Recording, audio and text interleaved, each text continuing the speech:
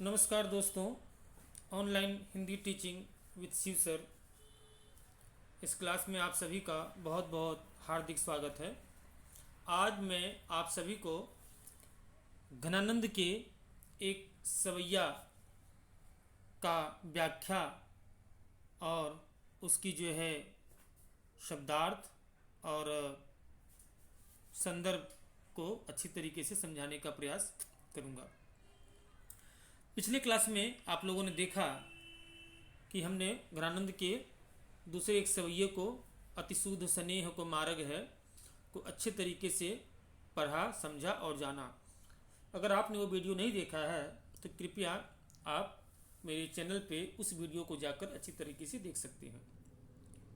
उस वीडियो में हमने घनानंद के विषय में जो मूल बातें हैं उनके परिचय पर उस पर हमने प्रकाश डाला था।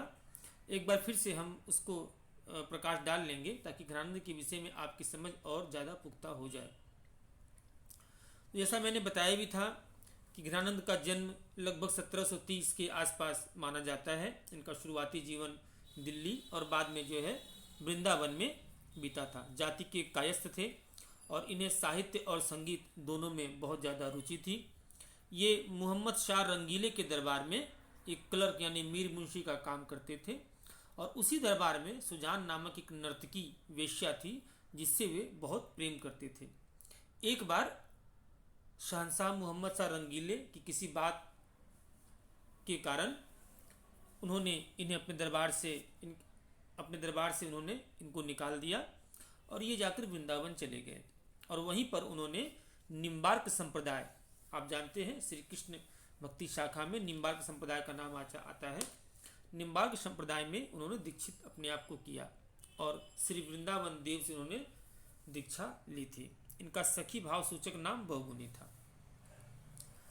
आप ये भी जानते हैं कि 1813 ईस्वी में ऐसा कहा जाता है कि जब अहमद शाह अब्दाली ने मथुरा पर आक्रमण किया था तब उसके सैनिकों द्वारा इनकी मृत्यु हुई थी। ऐसे इनकी बहुत सारी रचनाएं मिलती हैं, लगभग 40-42 रचनाओं के नाम इनका आता है, लेकिन अभी तक इनकी 16 रचनाओं को संकलित किया गया है और जिनका सबसे जो सर्वाधिक चर्चित, प्रिय और सबसे ज़्यादा पढ़ा जाने वाली रचना है वो है सुजानहित, जिसमें लगभग 507 पद हैं। अब हम जिस सवैये को आज हम यहाँ पर पढ़ेंगे उस सवैये को अच्छी तरीके से आप समझें और बहुत ही प्यारा और बहुत ही सुंदर ये सवैया है। सवैये को पहले हम पढ़ेंगे, फिर इसके शब्दार्थ को समझकर फिर इसकी व्याख्या को जानेंगे। सवैया कुछ इस प्रकार है। भोर ते साँझ लो कानन और निहारती बावरी ने कुनहारती, साँझ ते भोर लो तारनि ताकि वो तारनि सो इक तारन टारती, जो कहूँ भाव तो दीठ परे घन आनंद आंसुनि अवसर गारती, मोहन सोहन जोहन की लगिए रहे आखिन केउर आरती। बहुत ही सुंदर सवैया जिसमें घनानंद ने गोपियों की आंखों की मनोदशा का चित्रण किया है। ध्यान देंगे आप, इसका प्रसंग इस रूप में लिखेंगे कि इस सवैये में घनानंद ने गोपियों की आंखों की मनोदशा का चित्रण किया है।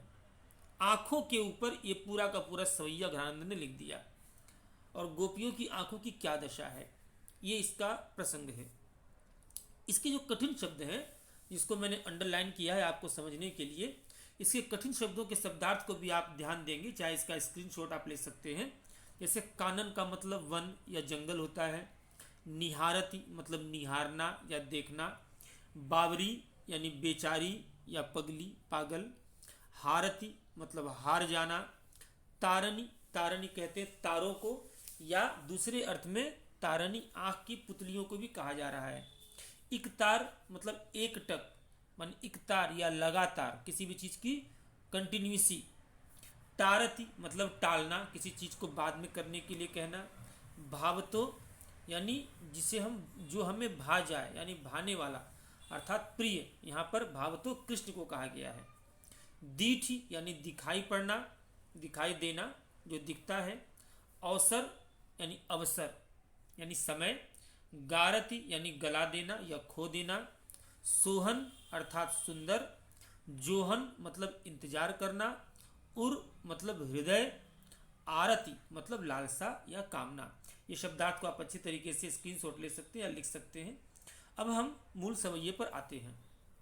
घनानंद कहते हैं गोपियों की आंखों की मनोदशा का चित्रण घनानंद कितनी खूबसूरती से कर रहे हैं। आप इसे ध्यान देंगे कि इसका संदर्भ क्या है कि कृष्ण ब्रज में गाय चराने के लिए ग्वाल वालों के साथ जाते हैं और कृष्ण के प्रेम की दीवानी जो गोपियां हैं वो उनके रास्तों का इंतजार करती हैं। सुबह से शाम और फिर शाम से सुबह तक उनके आने का, उनके देखने का इंतजार करती हैं। और यहाँ पर उनकी आंखों का चित्रण कर रहे हैं घनानंद। क्या कह रहे हैं? पहली लाइन में देखेंगे कि भोर ते साँझ लो कानन ओर, यानी भोर से यानी सुबह से लेकर सांझ तक यानी शाम तक, रात शाम होने तक, सुबह से लेकर शाम तक आंखें कहाँ निहारती हैं?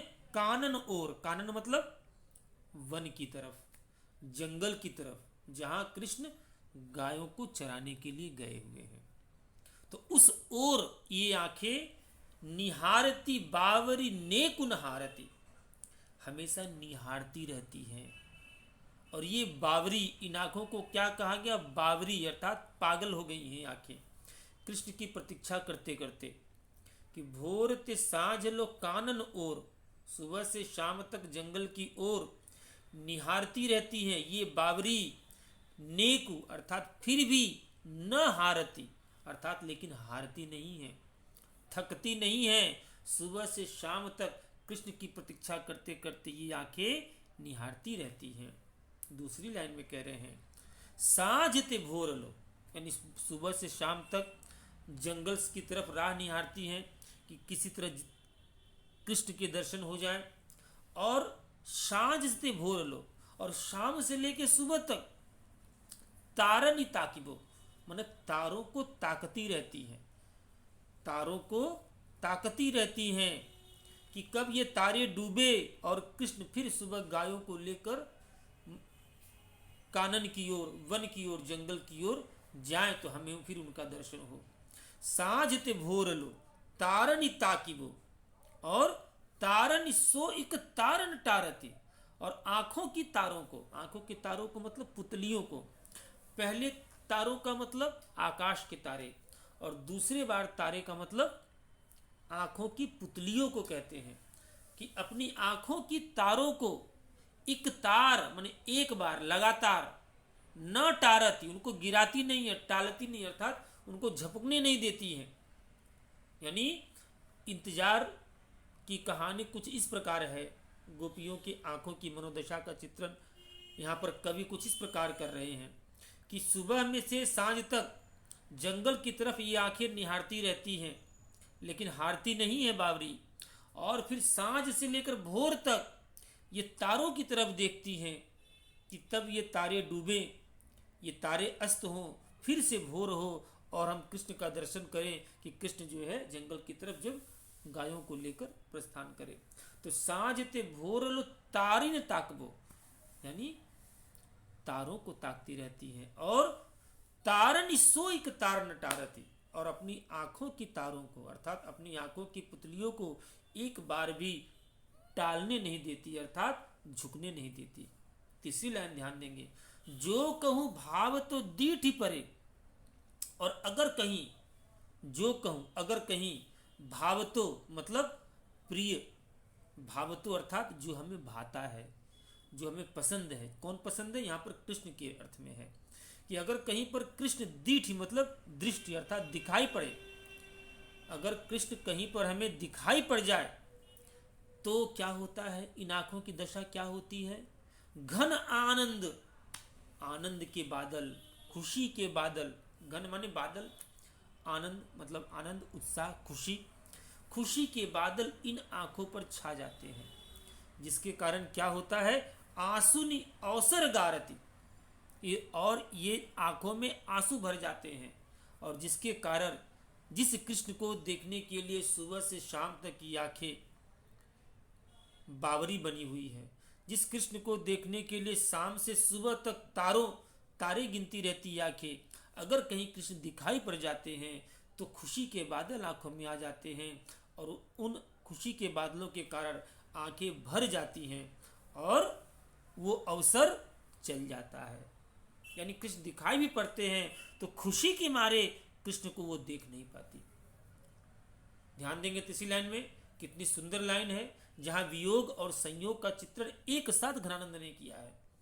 कहते कि जो कहूं भाव तो दीठ ही परे, जो कहीं कृष्ण अगर दिखाई पड़ गए, घन आनंद आंसुनी अवसर गारती, तो आनंद के बादलों के कारण, यानी इतना आनंद मन में समा जाता है कि आंसू निकल आते हैं, और आंसू जब निकलते हैं तो जो देखने का जो अवसर है वो अवसर गल जाता है। गारती मतलब गल जाता है, यानी वो अवसर चला जाता है।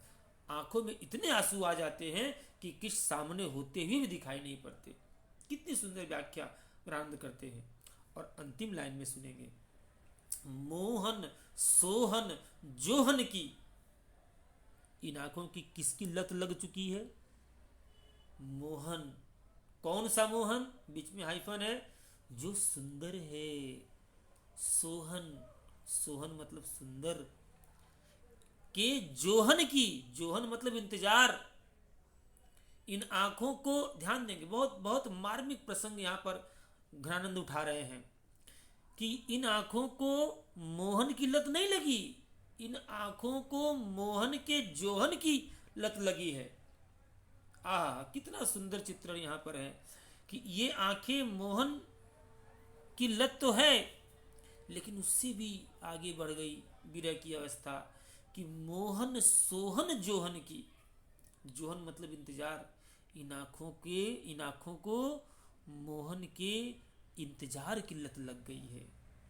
मोहन सोहन जोहन की लागिए रहे आखिन के उर आरती, इन आंखों में ये आंख क्या बन गई? ये हृदय बन गई। आंखों के हृदय में ये नशा छा गया। आरती का मतलब होता है किसी भी चीज को, मैंने क्या बताया आरती का मतलब? आरती मतलब लालसा, कामना, अर्थात आंखों के हृदय में मोहन के इंतजार की कामना लग गई। कितना सुंदर चित्रण किया है घनानंद ने, जहां संयोग और वियोग का फर्क मिट गया है। घनानंद इसीलिए रीतिकाल के सबसे महत्वपूर्ण हस्ताक्षर माने जाते हैं कि इनकी रचना में संयोग और वियोग दोनों का फर्क खत्म हो जाता है, दोनों का फर्क खत्म हो गया है। कह रहे कि मोहन सोहन जोहन की, सुंदर मोहन के इंतजार की लत इन आंखों को लग गई है। तो भोरते साँझ लो कानन और निहारती बावरी ने कुनहारती, कि भोर से साँझ हो गई और जंगल की ओर निहारते ये आंखें, ये बावरी हारती नहीं। साँझ ते भोर लो, शाम से भोर तक तारन ताकिबो, तारों को देखते हुए फिर भी तारन सोइक तारन टारती, लेकिन ये आंखों की पुतलियों को एक बार भी टलने नहीं देती।